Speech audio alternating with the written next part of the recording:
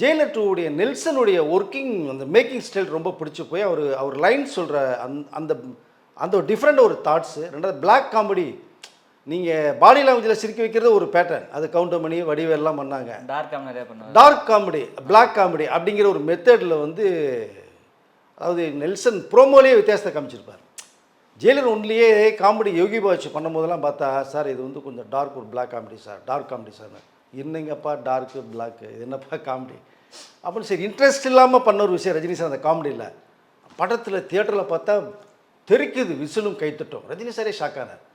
அப்போ நெல்சன் கிட்ட ஏதோ ஒரு டிஃப்ரெண்ட் வச்சுக்கிட்டே இருக்கார் அந்த மனுஷன்னு சொல்லி தான் ஜெயிலர் டூவில் வந்து ஒரு லைன் வந்து உங்களுக்கு ஒரு ஸ்கிரிப்ட் ஒரு வச்சுருக்கேன் சார்னு சொல்லி இவர் நெல்சன் சொல்லி அந்த லைன் கேட்டார்.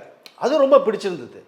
சரி அது ஜெயிலர் முடிச்சோன்னே அது நம்ம என்னன்றதை பேசுவோம் நெல்சன் சொல்லி வச்சுருக்கும் போது தான் ரஜினி கமலும் சேர்ந்து பண்ணக்கூடிய ஒரு படம் வந்து ப்ராசஸ் போய்கிட்டே இருக்குது. இப்போ நெல்சன் இவர் ரஜினி சார் வந்து லோகேஷ்லேருந்து முடிவு பண்ணிட்டார். இப்போ யாரை வச்சு பண்ணலான்னு வந்து கிட்டத்தட்ட ஒரு பிளானிங் போய்கிட்டே இருக்குது. அந்த நேரத்தில் தான் நெல்சனுடைய இந்த ஹியூமர் சென்ஸு, இந்த மேக்கிங் ஸ்டைலு, கதை சொல்கிற விதம், வயலன்ஸ் ஒரு மாதிரி இருந்தோட வன்முறையில் இல்லாமல் அது ஒரு நீட்டாக பாலிஷாக சொல்லிட்டு போகிற அந்த ஒரு டேலண்ட்டு